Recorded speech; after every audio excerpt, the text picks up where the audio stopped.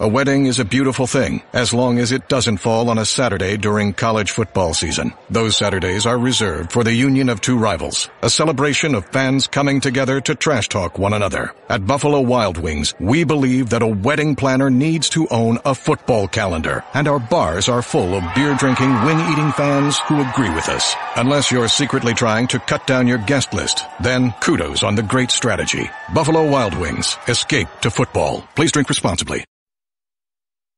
The Fantasy Focus Football Podcast is presented by ZipRecruiter. Forgetting to start the hottest quarterback in the league? Josh Allen? Not smart. Using ZipRecruiter to find qualified candidates fast? That's smart. ZipRecruiter identifies people with the right skills, education, and experience for your job, then actively invites them to apply. ZipRecruiter, the smartest way to hire. Try it for free at ZipRecruiter.com/06010. ZipRecruiter.com/06010. Fantasy, you're in the 06010. Focus. Fantasy focus. Welcome into the Fantasy Focus Football Podcast. It's Wednesday. You start to think about those lineups you're going to set with waiver claims now in, submitted, and hopefully won. I am Field Yates, joined as always on Wednesdays by Michael Clay the 7th. Hello, Michael. How you doing? I'm actually the second. I don't know if you knew that. Do you know that? I'm junior. You're junior. I'm Michael L. Clay Jr. What's the L say? Lester. Lester, indeed. That's right. That one I knew. Yep. And the one and only Star Fania Bell. Good morning to you and welcome back. Good morning. Feels like I never left. Yeah. I don't know if that's a good thing or a bad thing.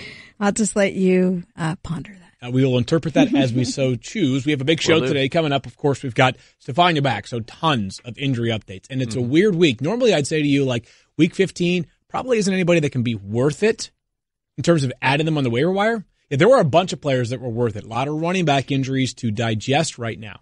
Moreover, we've got quarterback rankings. Michael Lester Clay Jr. is the most disrespectful man in all of America. More than Daniel disrespecting Julio. That's right. Yeah. Oh my gosh, Daniel. Don't get me started on worst Daniel's take nonsense. ever. That was a popular theme on Twitter last night. That was people. I set it up and everyone just went after. You opened Daniel. the It was wolves. beautiful. Yeah, it was you beautiful. he deserves it. He got the karma though, because Daniel Dopp, as you know, our producer extraordinaire, sometimes is not with us today because he's ill, and I think the Julio Jones karma. I think it is. Came back and whacked him. He had deep regret over it, and it made him sick to his stomach. Oh, that's what it was. He See? crawled into his Twitter shell last night. That's what happened. He Very did. turtle-like. We're supposed to call him Secret Turtle instead. Let's get to the football. Well done. Extra, read all about it. News or noise? Loud noises! You know what, though? This just dawned on me, is that, like, when Daniel's not here, we have Tariqa, so we're left in capable hands. Like, we're not talking about going from, Aaron Rodgers to Brett Hundley last No, of year, course. right? Like, who would be the equivalent of, what would be the, like, we're going from, Well, let's be clear. Yeah. It's an easy one. It's going from Carson Wentz to Nick Foles, who won a Super Bowl. Winning a Super Bowl. The reason why he's a Super Bowl champion. MVP. That's right. So maybe it means that, while his Lions, Colts. This is my come up. Right? See? Daniel, you are on the hot seat, my friend. A lot of news to get to. And let's start in Pittsburgh, Stefania, where both the running back and the quarterback are banged up. James Conner, Mike Tomlin says, has a chance to play this week. What might we know about how great those chances are? Well, if you listen to the rest of what Mike Tomlin had to say, I think it tells you, because Mike Tomlin said he has a chance. He's made good progress in his recovery so far, but he would need to come back and make progress in practice, actually showing them, convincing them essentially that he'd be ready to take the field.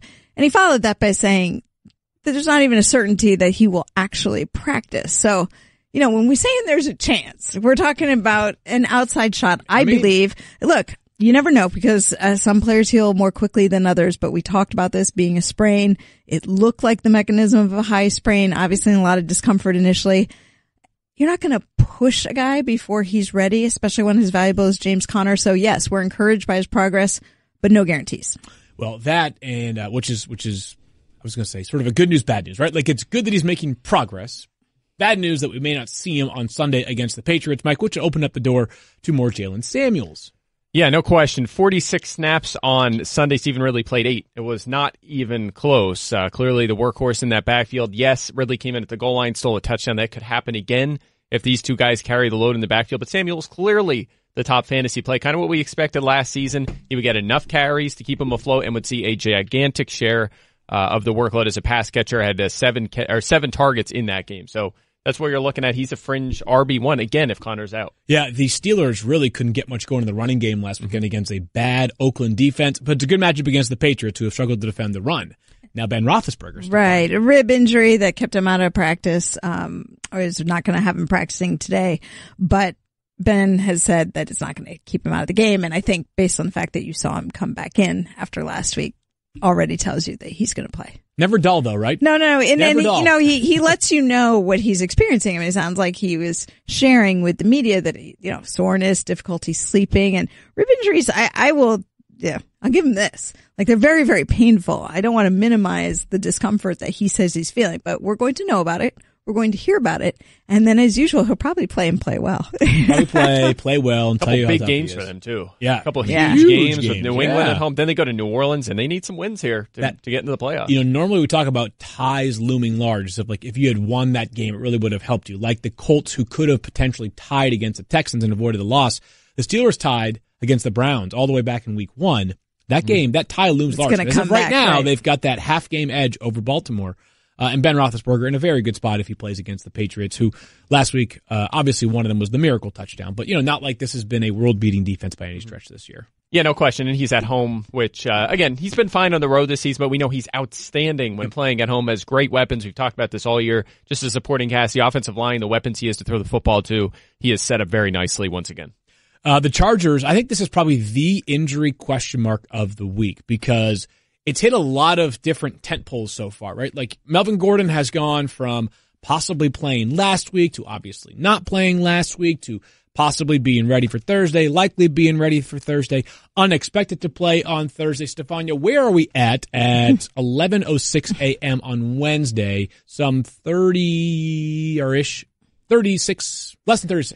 away from kickoff? The simplest answer is that he's expected to be a game time decision. Okay. That is the expectation for Melvin Gordon. But to recap a little bit of what you talked about, he really didn't have a chance to play last week. So whatever rumors that were floating out there, Melvin Gordon didn't practice at all last week. And if you know anything about how the Chargers operate, you knew that he was not going to take the field if you followed that. Now, this week, he returned to limited practice on Tuesday. So that, gets you to start paying attention. Like, didn't practice Monday. So people are like, oh, maybe not. But does come back on a limited basis on Tuesday, appeared to tolerate it well. He spoke with reporters. So that's always a favorable sign. Yep. And essentially, I think they want to make sure this was a sprained MCL. Very difficult for a running back to make the sharp cuts, the agility maneuvers. They need to see that he can do some of that before they're going to grant him playing time. Gordon is always a guy who wants to push the play. And if you remember how this injury happened, he had soreness in his other knee. Then he had microfracture surgery and previously. We saw him go out and score a couple touchdowns. That was a game where they were considering holding him out to protect him.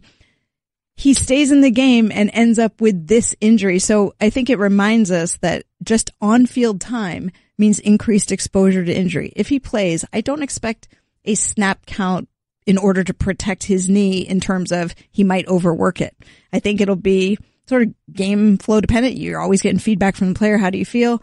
But also being mindful of the more you're on the field, the more there's a chance for injury. So I do expect to see Justin Jackson because we're not going to see Austin Eckler. So that's a lot to process right there, Mike. But the short version is that like we have two scenarios basically. One where Melvin Gordon plays and Justin Jackson backs him up.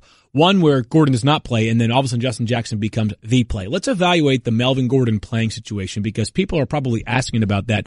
Like if Justin Jackson's the only one, you're going to play him because someone has to carry the football. But based off what Stefania said, like I'd be encouraged if I roster Melvin Gordon and he plays on Thursday night. Like this is not him going out there and playing 12 snaps and then, hey, like I'm active because, I'm healthy enough to give it a partial go. Like if he goes, not quite a full go per se, but good enough to be in your lineup. Yeah, let's be honest. This is not a team that's like some of the others we mentioned that's just fighting for a playoff spot. They're going to get in, barring a total meltdown here at the end. So they have Super Bowl aspirations. Yeah. But first of all, they want to win the AFC West. Listen, I totally. And they have totally been the team that, like, if anybody needs to do whatever it takes to secure that playoff spot, no ifs, ands, or buts about it. Isn't it LA? Yeah, sure. But I think they're looking to win a Super Bowl. Not right. This isn't their Super Bowl necessarily. So my point is, I don't think they're throwing him out there if he's just hanging out like, we'll see if we can get 10 touches out of him if he plays, right? I mean, it's to be a... Right. I think, in other words, and this is the kind of injury, too, where you're not, like, if he wasn't right, if you were concerned, you wouldn't put him out there at all. Sure. Right. You know, so I think you put him out there, but you're also just cognizant of the fact, it's just like any other player on the team, the more you're physically on the field, the more risk you are. So I would expect a little more balance. But the bottom line is, for me, if he's on my team and he's active on Thursday night, I'm starting him. I agree, because look what he's done this season. His worst weekly finish is 13th. I mean, it's crazy. He's been top 10 in 80% of his games. That's highest at the position. It's better than Gurley. It's better than everybody. I mean, He's been the best in that department. So even if you take away 5 touches, which is it's a fair number to say he's limited. They take away 5-6 touches. He's still a fringe RB1. I mean, absolutely. If he's on your team and he's active, unless there's a report that he will be like capped at 10 touches, you fire him up. Feel good about that one, especially because he is one of those players that, like, if this game gets out of hand, which we don't think the Chiefs are going to win this one by 21 points, sure. But if the Chiefs explode on Thursday night, you know the Chargers' best pass catcher running back is? Melvin Gordon. He'll stay on the field, certainly in passing downs if need be. Yeah, now, and Austin Eckler, just to follow on that, dealing with the stinger issue. There was an article in The Athletic, Sam Fortier, I hope I'm pronouncing that correctly, got some good quotes from Austin Eckler about his injury, and Eckler said he understood it to be not quite a stinger because a bruised nerve is in his neck. I mean, not to get too technical, but if you go to American Academy of Orthopedic Surgeons, you want to look and find it on the web. A stinger is either a compression injury or a stretching injury. So technically, yes, he does have a stinger. Bottom line, nerve pain into your arm, hand. And he said, look, it's a life is bigger than just the next week of football. He knows he needs to get right. So expect him to be out this week, potentially longer. Okay. Keep an eye on that one. And certainly keep Justin Jackson on your roster, even if Melvin Gordon starts on Thursday night. A lot of value there in Justin Jackson. Now, other side of the ledger in this game is the Chiefs. And where to begin, Stefania? Let's start, though, with Tyreek Hill, who seems like the rosiest outlook of all the current Chiefs. And yet, to me, this is going to be maybe the toughest call for me as a fantasy player, because his quote, I believe it was Peter King that had it, was that he said, "My foot is bad." That was him coming out of last week, and he talked about how the medical staff did a great job in terms of like wrapping his foot, re-wrapping it during the game, giving him enough to help him get through the game, but he was clearly uncomfortable. It's a problem that's not gone away. He's listed on the report because of his heel, so it's pain that is in or near his heel. Even though we don't have the exact nature of it, you can infer from that what you will, but it's going to be problematic for him. It's not something that's going away. He also has a wrist issue that he's dealing with. So the good news is that he was out there doing limited practice on Tuesday, so you're encouraged by the fact that it looks like he'll appear to play.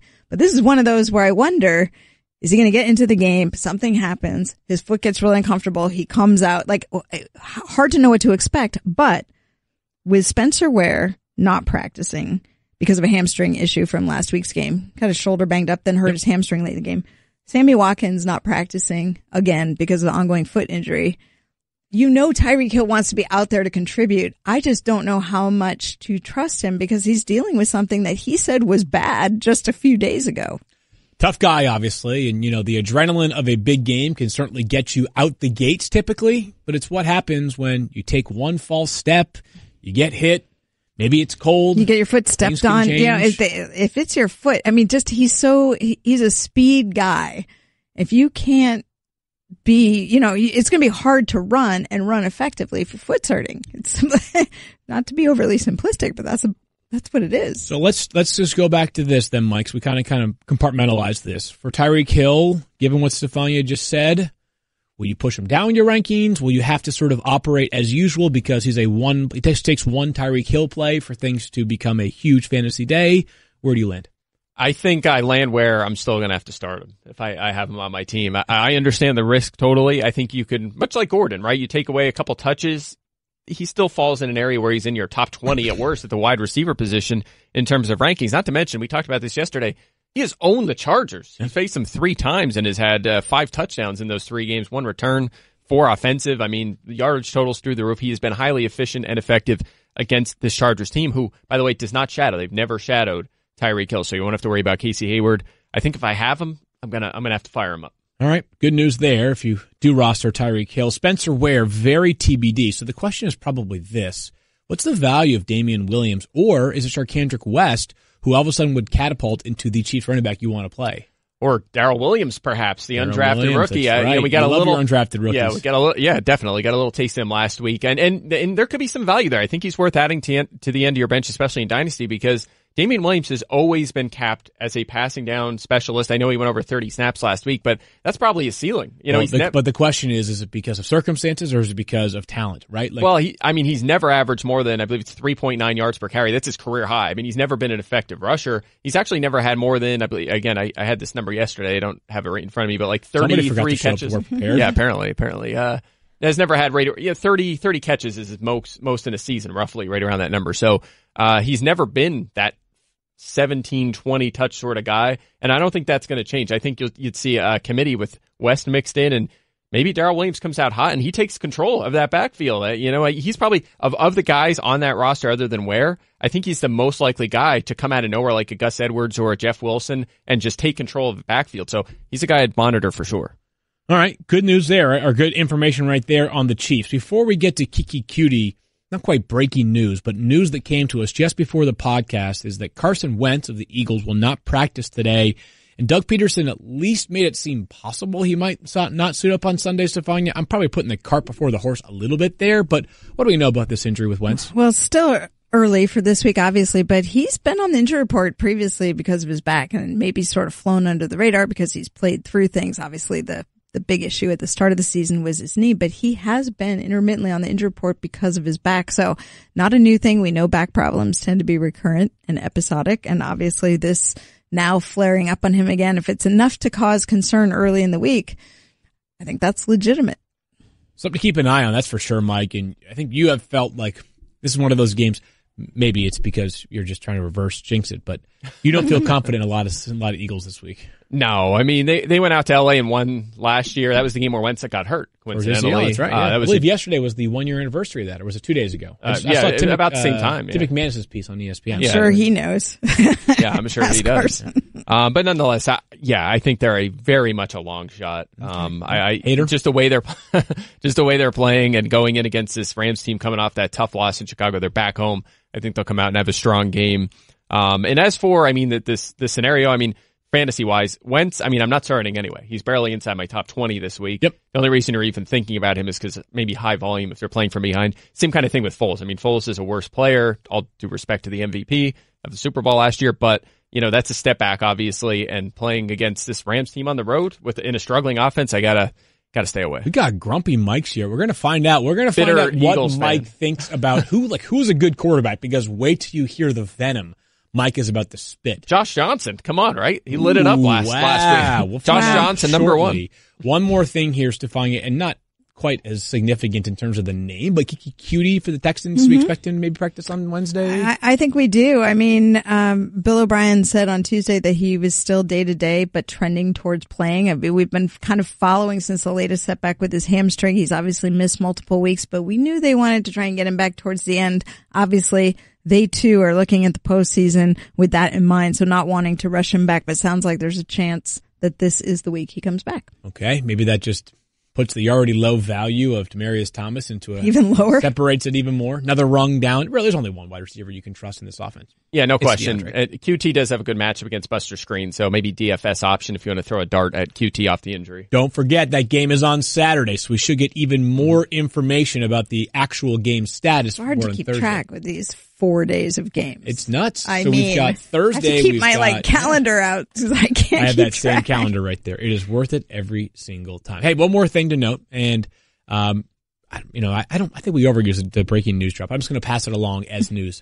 John Harbaugh just announced that Lamar Jackson will start on Sunday. No surprise there for the Ravens, but I actually thought, I thought there was a chance because of Lamar Jackson with his ankle being a little bit gimpy at the end of last week's game and Joe Flacco getting cleared, but yet being inactive. My thing is this, though, is just because he starts the game, doesn't mean that Joe Flacco is precluded from playing in the game, I think if it had been the other way, if Joe Flacco had started, I wouldn't have expected to see Lamar Jackson. Well, small package role only, right?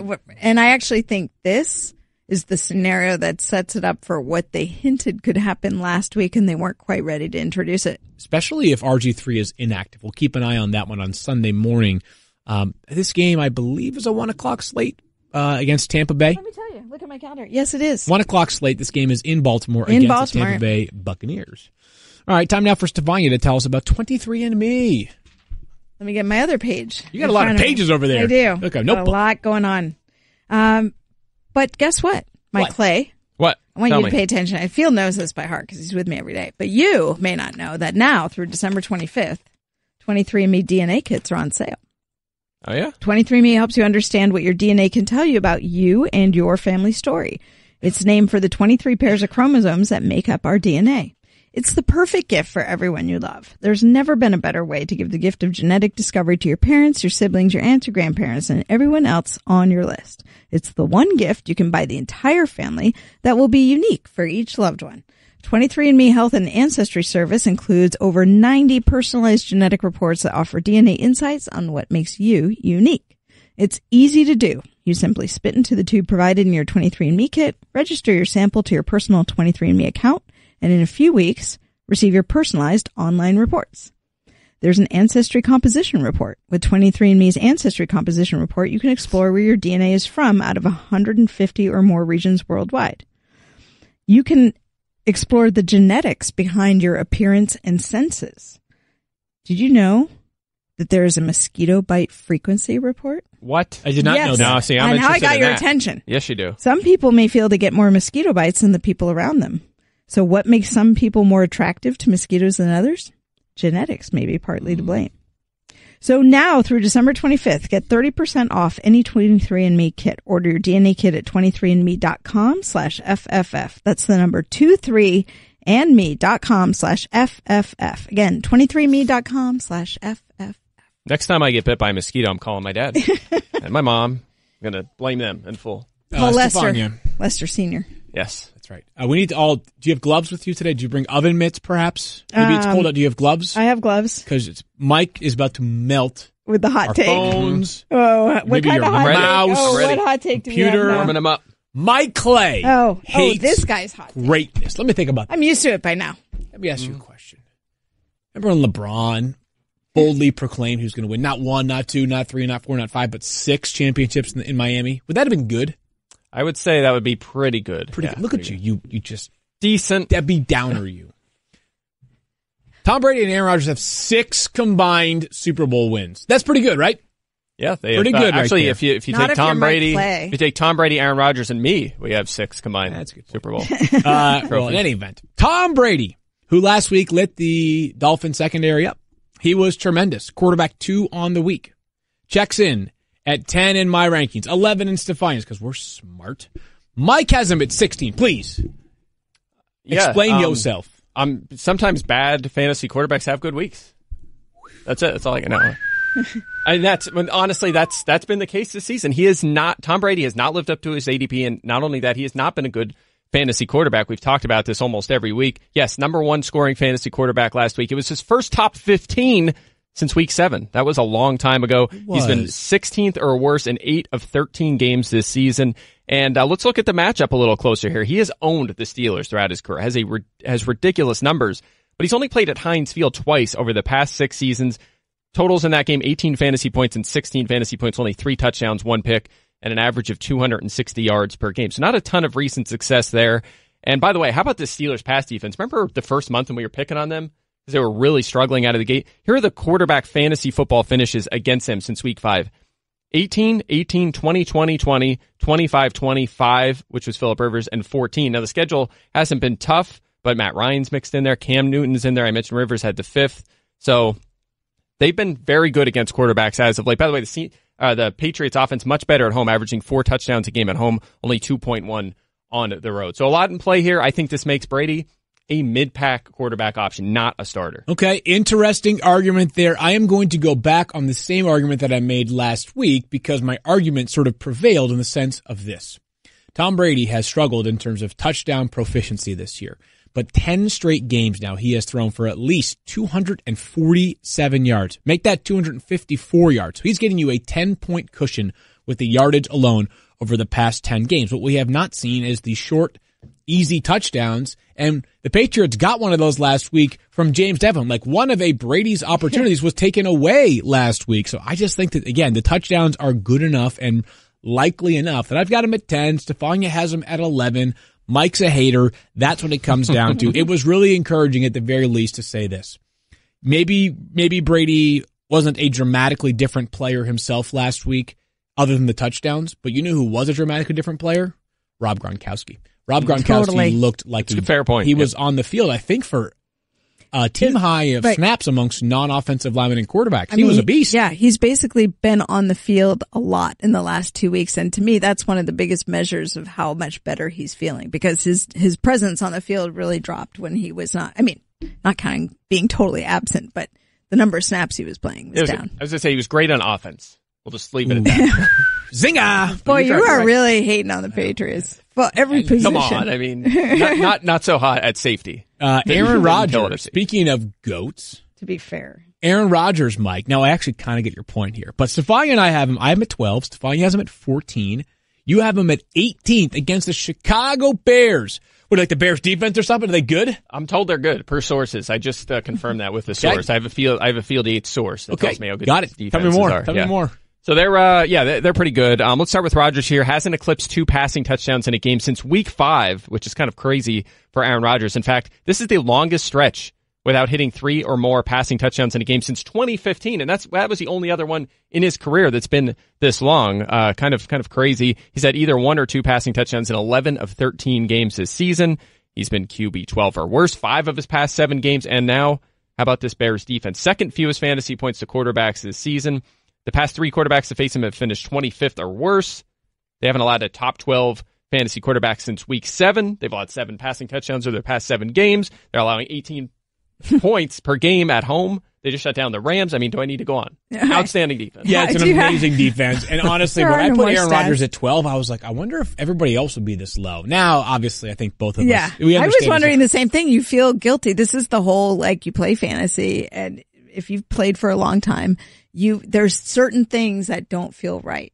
Ranking Tom Brady and Aaron Rodgers low does not feel right. Yeah, I was going to say, you do it long enough, and these guys have been in the league for a combined 97 years. Seriously. The only person I know that's been associated with the NFL longer than Tom Brady and Aaron Rodgers is Matthew.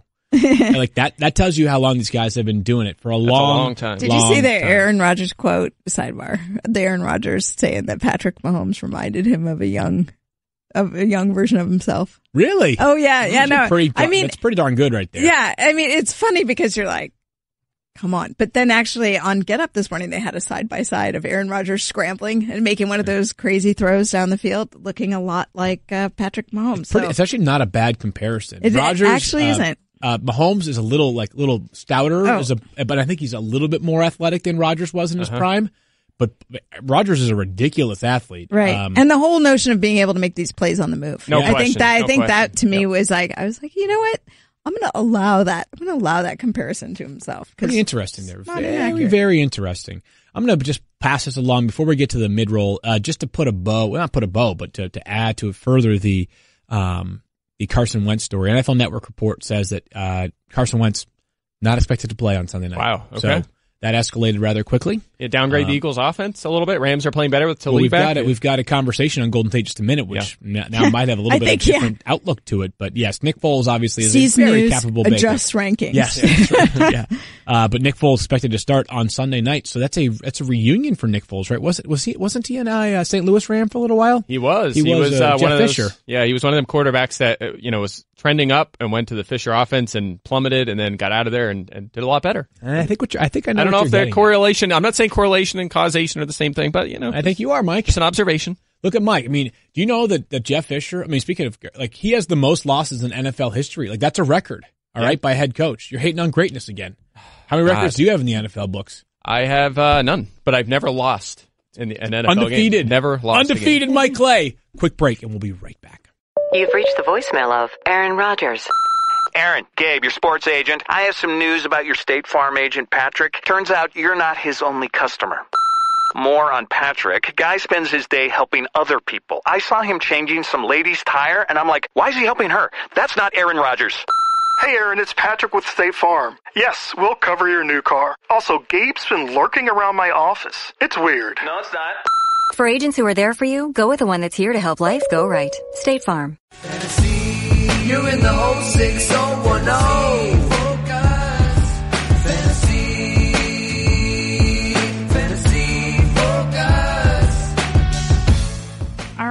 so now we're going to have our ZipRecruiter Fan of the Week. Hey, this is Josh Buck, the ZipRecruiter Smartest Fan of the Week. And I want to give a shout out to the boys in the Illinois Beta League, where, despite sitting both the Bears D and Kittle in the first round of the playoffs, I'm still sneaking into the semifinals. Now back to the show.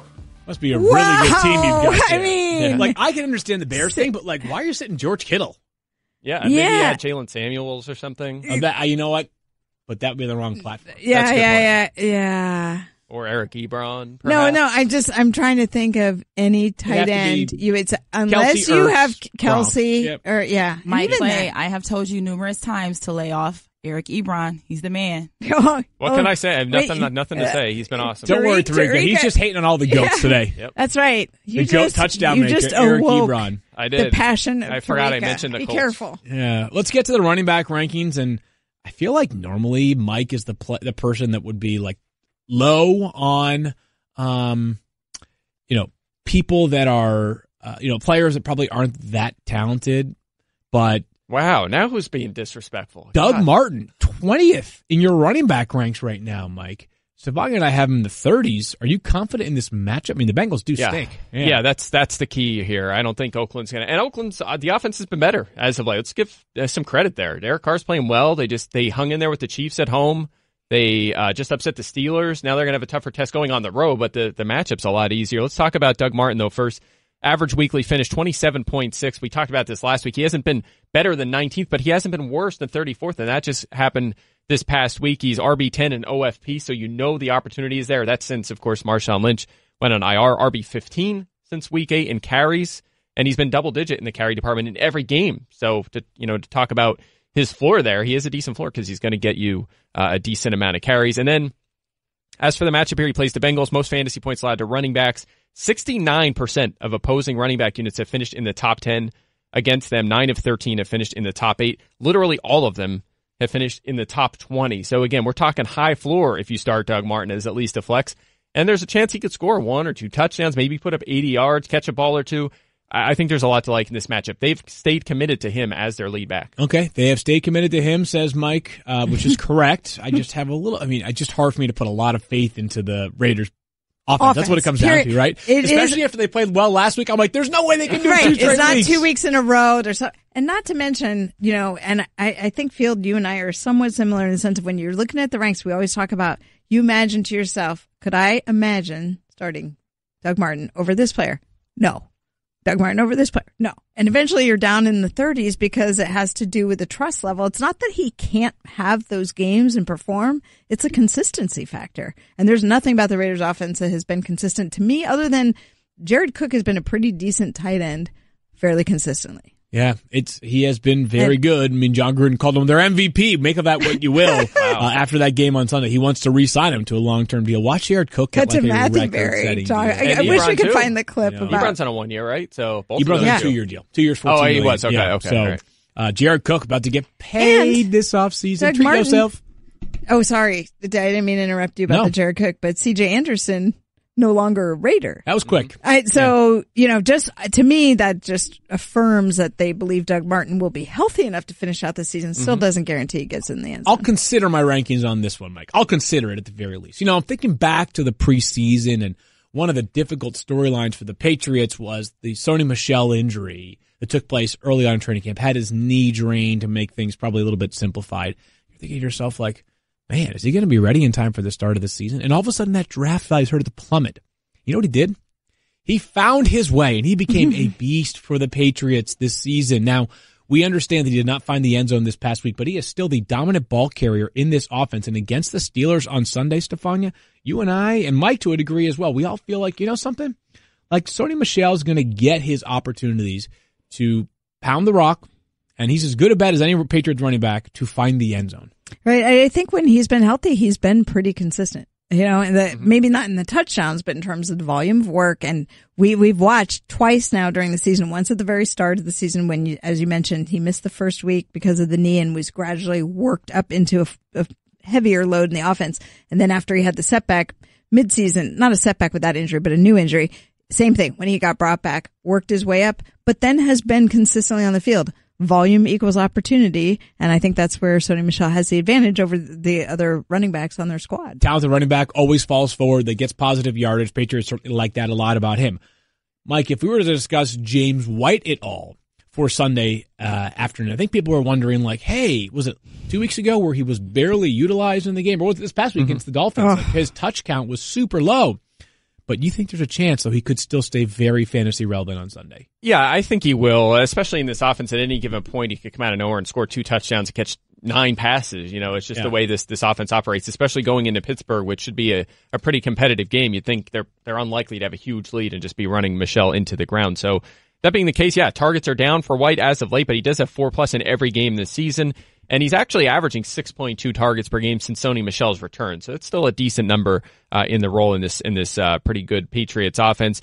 His probably the biggest drawback to White is his usage near the goal line has dwindled massively. I mean, he got a lot of work early in the season. That has disappeared with Sony Michel kind of taking control in that area. In fact, since his return, 0 touchdowns, 0 carries inside the 5, and 0 end zone targets. So really nothing near the goal line for White. That's the drawback, but still, you know, we were ranking him as an RB1. Now we're ranking him more like a back-end RB2, but still starting caliber. I think it's really hurt him since Rex Burkhead has been around. I mean, Mike Reese has been pointing out, has been tracking the snap count, and the snap count has dropped for him by an average of 10 or 15 since Rex Burkhead emerged. Yep. And so, again, it's just opportunity. Like, he's not getting the same opportunity, so the volume can't be the same. And maybe, you know, the Patriots like it because, again, referencing what Mike Reese wrote, you know, keeps him fresher when they rotate him in. But my fantasy roster doesn't like it because 3 of the last 4 games he's been under 9 points. And at time of playoffs, I'm not sure I want to. I'm actually have this legit question. Do I want to take a chance on sticking him in as a flex play? Because that's what he's become for me. Because I'm too concerned about the. I still have him right there. I mean, I have That's him exactly ranked, where we right, have, yeah. where I have James White this week. I have him at, let me see the exact. He's a high-end flex. Yeah, so there's still value there as a flex play for James White. All right, LaShawn McCoy, there's some news here this morning. Keith Ford from the Bills was promoted from the practice squad to the active roster, which is almost one of the first signs, right? Yep. You know, like, player might be out. It's Moreover, super LaShawn early McCoy insurance. is not practicing today. So the writing is kind of on the wall here. So, Stefania, do you think this could be one of those where it's not LaShawn McCoy starting on Sunday? I don't think so. 2 reasons. I mean, it's obvious in my rankings because I didn't rank him. I just assumed that he's going to be out, but he hurts his hamstring early in Sunday's game and is ruled out before the second half, you know, that he's not going to be returning. So I think they knew some of those little things, you just take it like they know right away he's not coming back. Just makes me really suspicious when it's a hamstring issue and a guy who has had in his past a very significant hamstring injury. Why would you bring him back at this point? Here's what the really interesting part, though, for and me. I don't mean for the season. I mean for this week. This week, maybe for maybe 3 weeks left. Maybe. Nothing should surprise us. When I said, like, why would you bring him back? I don't want people to think Stefania is saying he's done for the year. No. But just why would you rush him back into the lineup? So I think there's a chance he doesn't play. I think it's pretty obvious here. But, Mike, here's where I think it gets interesting, is Chris Ivory, the next man up, he's banged up.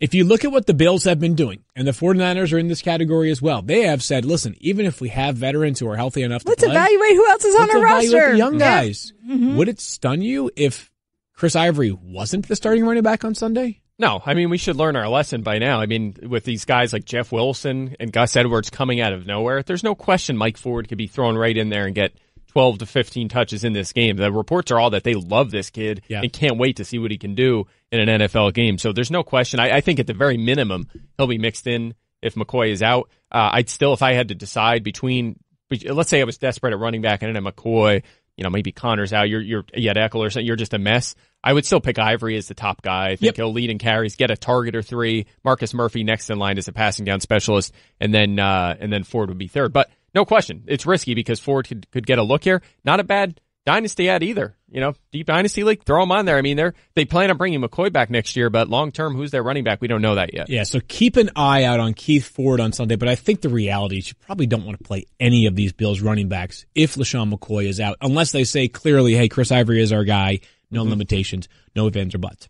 You mentioned Gus Edwards there a moment ago, Mike, and we're all in agreement here. We all have him as a 31, 32, 33 is where the 3 of us have him ranked. Tristan and Eric, who continue to do a great job ranking for us at ESPN.com, have him inside the top 20, but we've listed the mitigating factors here, Mike. He is a non-participant in the passing game. Literally. He has zero targets. Yeah. Zero targets over the past 4 weeks since he's taken on that large role. I would say that's a non-factor. I would say that's a 0 for sure. By the way, it's showing up in fantasy for sure. He has one weekly finish better than 24th. He's been outside the top 40 each of the past 2 weeks. Despite getting a lot of carries, he has 77 of them this season over the past 4 weeks. We're talking about that window since he's been the guy. 77 carries. Only one of them has come inside the 8 as well. So that's another problem. He's not getting goal line work. And then last week you see a change. It's not the Edwards show anymore. It is a 3-headed committee. He played 31 snaps. Kenneth Dixon, who's trending up, not down, 21 snaps. That number could be higher this week. And then Ty Montgomery played 18 as a passing down specialist like he was in Green Bay. I guess if there's a saving grace, they're playing Tampa Bay, 5th most fantasy points allowed to running backs. And actually 5 of the past 7 units they faced have finished in the top 7. So it is a good matchup. Maybe Edwards can find his way to the end zone and get 15 plus carries, but you just don't like it. You just don't like it, especially in PPR when you're not getting any passing down work. It clearly is. He's a touchdown dependent flex play. Who's not scoring touchdowns. Who's not scoring touchdowns at the moment. All right. Was something, Tarika? Yeah, I just wanted to make sure that you were staying on task, talking about some ZipRecruiter. I got this IFB is still funky. A new one has been ordered. But my IFB, it sounds like you're speaking through like a tin can. I just don't want to deny the fans their opportunity to hear about ZipRecruiter. Let's do it. Because drafting a kicker in the second round, that's not smart. Using ZipRecruiter to find qualified candidates fast, that's smart. ZipRecruiter identifies people with the right skills, education, and experience for your job, then actively invites them to apply. ZipRecruiter, it's the smartest way to hire. Try it for free at ZipRecruiter.com/06010. ZipRecruiter.com/06010. All righty, moving along to our pass catcher ranks. And Mike, we almost got to this yesterday during Back That Up, but let's sort of do it again. The pass catchers in Tampa Bay: Mike Evans, Chris Godwin, Adam Humphries. Over the past 3 weeks, perhaps we've seen some trends here. How would you sort of stack these up and rank them if needed? Yeah, well, if I'm ranking, I would go Evans and Godwin, then Humphries. This is tricky because it's a very tough matchup, as I'll get to in a second here against Baltimore. But this Bucs offense is just designed to score against anybody. It's high volume. They run a lot of plays. They throw the ball a ton. They're always behind because the defense is struggling. They score a lot of the touchdowns through the air. It's built for these receivers, especially these 3 I just mentioned now with Deshaun Jackson hurt, to score a lot of fantasy points and get a lot of targets. And that is what we've seen all season. So let's really quickly go through each one. Mike Evans, targets are down as of late, 18% target share over the past 5 weeks, but still has 421 yards during that span and is a top 10 fantasy wide receiver. So he's still safe to start. Chris Godwin, he had an ugly game last week, 10 targets, only 1 catch, but you love the volume. He has 16 targets over his past 2 games, over to 20% target share in both of those games. And actually, if you look back to throughout his career, 5 games in which he's played at least 70% of the snaps, 8.8 targets per game. So you like that a lot. I think he's a great talent on the outside. And then finally, Adam Humphries, 25th this season in fantasy points, believe it or not. He always flies under the radar, but he's been top 25 5 of his past 7, and he has the best cornerback matchup. He'll draw Brandon Carr in the slot. He's decent, but he's not Jimmy Smith and Marlon Humphrey on the outside. So Humphries has the best matchup. Ravens, by the way, 5th fewest fantasy points to wide receivers. No receiver unit has finished better than 8th against them.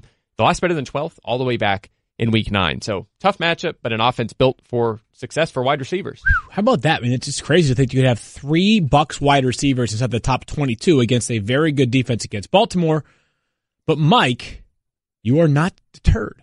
You're just not deterred by this matchup. You like Jameis Winston this week as well. I mean, don't love him, but you have him at quarterback 11 this week. Don't hate him either. No, usually I have him top 5, so I'm certainly knocking him for the matchup. But again, this is more about volume. He loves Jameis Winston and can't stand Tom Brady. Wow, yeah. I heard that on this podcast. I mean, who was drafted earlier, guys? I mean, come on. How about draft pedigree? All right, we talked about Carson Wentz, who we think there's a legit shot he won't play on Sunday, per reports. And Golden Tate. Let me go back and unrank Golden Tate. Yeah, Golden Tate, seriously. Yeah. Mike, before this news, you didn't have him ranked at all, and you brought a very illuminating stat to our attention about his usage last week. Yeah, absolutely. And by the way, if you ranked him inside your top 100 receivers last week, you were wrong. He finished 101. So wow, how about that? That was a disastrous. Behind some notable players, I'm sure. Right? Oh yeah, I'm sure. Yeah, Who beat him out? George Fant. Who beat him out at 100? Seahawks offensive lineman George Fant had more points than Gold. Did he have any points last year? Did he have a catch? I think he had one, right? I think he had. Well, he finished 101, so I guess he probably had one catch. But nonetheless, he only has one finish better than 43rd since he joined the Eagles. It was that week, that 5th place finish a couple weeks ago. He's plummeting on the depth chart. I mean, he's already playing behind Nelson Aguilar since he's been in Philly. We expected him to be the 2, if not the 1, right away. And you saw some targets out of the gate, but the playing time has not been there. In fact, last week, Sunday, you just mentioned this. Alshon Jeffrey ran 34 routes in that game against Dallas. Nelson Aguilar ran 32. Golden Tate ran 10 pass routes in that game. I can't start a guy running 10 pass routes. I mean, even if he runs 20 pass routes, that's not good enough. So this has not been a good scoring offense this season. Now they lost their starting quarterback. Tate's not a good touchdown threat by any means. And by the way, since Aqib Talib returned for the Rams, the opposing wide receiver units facing the Rams have finished 24th and 30th, and that's Detroit and Chicago. So you have Kenny Golladay and Allen Robinson and Gabriel. I mean, there's some decent fantasy receivers there. You're laughing at Gabriel. No, I'm not laughing at that. I'm laughing at what Kyle is passing along about how bad that performance was last week from a statistical standpoint. Yeah, I've seen it. Yeah. I mean, I've got some more context to add. Go ahead, what do you got? Bobo Wilson. Bobo Wilson was wide receiver 100 last week. Bobo Wilson, what team does he play for? Oh, the Buccaneers. I remember from Florida State a little bit. Yeah. He had 1 catch for 8 yards. Only 108 wide receivers scored points last week. And Tate was 101. Was 101. Well, he wasn't the worst. That's good news right there. Sure. Yeah, I mean, we got to really adjust now. But here's what I don't understand. A serious question, Mike. We talked about him not being involved when he first got there, and you heard the chatter out of Philadelphia that there was some, struggling with the offense, struggling with them knowing how to insert him into the offense, perhaps more than him struggling with learning the offense. But they were open about that, like how to factor him in. And then you saw this game against Washington where he goes 7 for 85 with a touchdown. That was the week before he ranked 101st. So how do we know that this wasn't just a Dallas defense that was hanging on him during the plays he was on the field, and maybe it looks a little bit different now in this matchup? I mean, how do you hang your hat on that and say he's getting wiped out of the offense when it was just the week before that they seem to be actually integrating him more? It's a totally fair question, and maybe he took a big step forward this week in practice, and they're like, okay, let's feature him. Let's move him ahead of Aguilar. We don't know that for sure, but with your fantasy playoffs on the line, do you want to take that risk? I have to imagine you have 3 or maybe 4 better options than him on your roster. It's just not a chance I want to take. By the way, he also has a tough matchup here, Nickel Roby Coleman. So, and he lost his quarterback. I mean, there's a lot of reasons. So that kind of, I mean, I'm like, whatever. There's no argument. Carson Wentz is out of this game, and immediately it sort of makes it a moot point. If that's really interesting. Yeah, really interesting. Final 3 weeks ahead for Philadelphia, which I know Mike is not optimistic, but they've still got a shot in the NFC playoff picture because nobody wants to take hold of that second wild card spot with Seattle in a very good spot to get the 5th overall seed. Josh Reynolds, Mike, you like him again this week. Both of you like him. I've got him a little bit lower than you guys. It's just hard. It feels like Josh Reynolds is really difficult to forecast when he's going to have a big game. He is capable and he plays on a great offense. Is this about how generous the Eagles secondary has been this year? Definitely. I mean, he lines up on the perimeter 67% of the time. So let me throw a stat out and you guys tell me if you think this is bad or not. The Eagles have allowed the most fantasy points to perimeter receivers on the season over the past 8 weeks and over the past 4 weeks. Is that bad? So you're saying there's a trend? Sounds bad. That sounds bad, yeah. And by the way, a lot of that was with their starting 2 corners. Starting 3 corners. They're going to be without Sidney Jones most likely. Ronald Darby's on IR. Jalen Mills is on IR. So they're down to scraps, if you will, like literally guys signed off the street. So they're in deep trouble at that spot. This is a high-flying, high-scoring Sean McVay-led, Jared Goff-led Rams offense. I think they get back on track at home this week, and they have a great matchup. I mean, they're number 1 in 3 wide sets. They feature that, and that's the weak spot. The Eagles have been kind of fortunate playing teams that aren't loaded with depth at wide receiver. You think the Giants didn't have a game plan to attack that position. And then you have the Cowboys here who had Amari Cooper, but after that, not, kind of suspect, so, or at least unproven at the NFL level, like Mike Gallup as a prospect. But the Rams, different story. I mean, they have a lot of talent and they love using these guys. I think it sets up for a blowout, to be honest, by the Rams. Yeah, your 3 wide receiver point is well taken. At one point recently, and it may have changed, Kyle had noted that over 99% of the Rams passing plays or passing yards or both. Passing plays, but passing plays. It's probably yards. Had come out of 3 wide receiver sets. They are determined to do what they do and do it really, really well. A lot of interesting rankings conversations that will continue to evolve and get into more throughout the week if need be. But let's turn now to Twitter questions because we've got some. We can probably take even more. Keith, what do you got? Let's hand the mic over to you as our MC.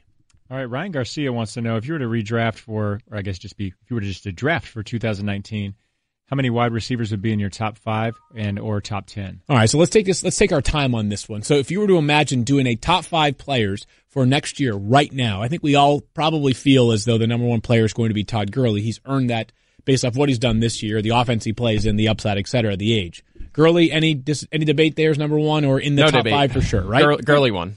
Definitely in the top 5 at the very least. Saquon Barkley would have to be right in that consideration as well for top 5 running backs, right? Yep. Yeah. Any issues there? Ezekiel Elliott would seemingly be in the top 5 as well, right? Got it. He's been unbelievable this year. He's been very involved in the Cowboys passing game. I was just going to say, and even on the rise in the passing game right now. Young, obviously the player they want to use a ton. They certainly give him the football as much as they need to. Could see a contract extension this offseason too, but that's neither here nor there. And then it gets to other running backs here. Would it be McCaffrey? Who's been unbelievable this year. No question. He's been probably perhaps the best pass catching running back amongst the star running backs this season. So I think those 4 are kind of obvious locks there. But then, would Alvin Kamara sneak back in there, right? I mean, Kamara, that would be my next choice. Alvin Kamara has been unbelievable at 5. So I think Melvin Gordon would be right there. We include him. But I mean, 6. just even looking at top 5, if you go to last year, there was only one wide receiver that was maybe challenging for a top 5 spot. I think it's easier to make the argument that the wide receivers are less valuable just after this year. Sure. Because of the depth of the position relative to these star running backs who have been game changers. Yeah, I agree. I think running back's going to make its comeback in draft season this year because just think about these names we didn't mention. Leonard Fournette, James Conner, Joe Mixon, Nick Chubb, Le'Veon Bell, David Johnson, which is crazy. Better circumstances. Le'Veon's the most impressive one, right? Because we don't know where Le'Veon will end up. Wherever he ends up, we're going to be interested. If he goes to the Jets, I'll be interested there. If he goes to Indianapolis, I'd be interested there. If he goes to that'd be awesome. Pittsburgh, I'd be interested there as well. There are so many opportunities where I'd be interested in Le'Veon Bell. So, is there a single wide receiver that you think makes your top 10 right now? Listen, first of all, I want to say this. There's going to be people that still go 0 running back because you can really get some serious receiver talent if you do that, and that's fine. I have no particular issue. I just think people are going to be on running backs, and it makes sense because there's so many workhorses, again, as both pass catchers and rushers. But it's the problem with receiver here is which one? So you have to establish who it is, right? Yeah, who is it? Right. I don't know who it is. Adams has been the top scoring wide receiver in total this year. No, Tyreek Hill has been. But Tyreek Hill... It's like a half a point, right? He's right there. He's literally 0.6 points ahead of Devontae Adams. But I don't know. I also see a player in Tyreek Hill who's got, 1, 2, 3 games where he's had 10 points or fewer. Mm-hmm. That's... Adams has been the most consistent and steadiest player amongst all wide receivers this year. So, yeah, you got to establish who it is first. And then how you're going to make a case for them above the top 5 running backs. So I think we're saying... clearly know in the top 5 and maybe know in the top 10. Yeah, I think one or two. There's probably maybe a couple who could crack the top 10. For me, that's when it would start to be how it's shaking out, because we talk about these tiers. We still have this handful of receivers. So if I'm in a 10-team league, you're not going to run out of those top tier guys before you get to number 10. But in a deeper league, by the time you get to the end of the first round, your Julio's, your DeAndre Hopkins, your Keenan Allen. If you're playing you know Julio will be available, right? Yeah. But Devontae Adams and I would have said Adam Thielen, although just see what happens in the last few games. But again, it's how do you differentiate between Adam Thielen versus an Odell versus a Juju based on, all these guys that are just so good. Yeah, I was going to say, I think an interesting debate, and I think you're going to see this pop up a lot is, right or wrong, you may be strongly on one side, is just straight up. We're not talking dynasty. We're talking Antonio Brown against Juju Smith-Schuster. I know. What do you take? It's crazy. I know. You have one trending, young, and Brown's over 30 and took a step back this year. I think that's going to be a hot off-season conversation. By the way, if we can get, just to bring this Daniel Julio thing back to light one more time before we get back to Keith. If you go to our poll at Fantasy Focus on Twitter, which DOP take was most outrageous? Julio Jones being overrated or Shawshank Redemption being overrated as a movie? I think 2 outlandish takes both qualify in my opinion. We'll get the results on that on Friday. Other questions from Keith? You're next. What do you got? Dorian Gibson wants to know, flex question for you all, Kenny Galladay or Doug Martin? How about that? We were talking about Doug Martin. Can we believe that this is actually a question? This is a question. That's in week the sad 15 thing. of the NFL season. But Kenny Galladay hurt me last week in 2 leagues. I mean, one league that I did not move on in the playoffs. Yeah, how about that? And one league I managed to, despite him, and one league not so much. Galladay's got me thinking about something I want to ask you about in a moment, Mike. But so, Stefania, you would take whom in this? Can I pick C? None of the above. None of the above? Yeah. I think I would still probably go with Galladay. So he's going to draw the Tre'Davious White shadow, probably Mike. So I'm thinking you're going to go Doug Martin here. Yes, I will go Doug Martin. He drew the shadow from Peterson last week at 4 yards. He did get to the slot a little bit. Now Peterson only covered him on the perimeter. White will do the same thing. So maybe 30% of the time he'll draw Raphael Bush in the slot, who's filling in for Tron Johnson, who went on IR. That's a good matchup. So you got to hope that he catches 3 or 4 balls in the slot to kind of bail you out, because White is outstanding, arguably better than Peterson at this point in his career. There's a case to be made. White is awesome. So very tough matchup. I'll go Martin for the reasons I laid out earlier. A couple of things here. So you just mentioned Patrick Peterson shadowing Kenny Galladay on the perimeter. This week, the Falcons host the Arizona Cardinals. And I'm going to make this question up on the fly.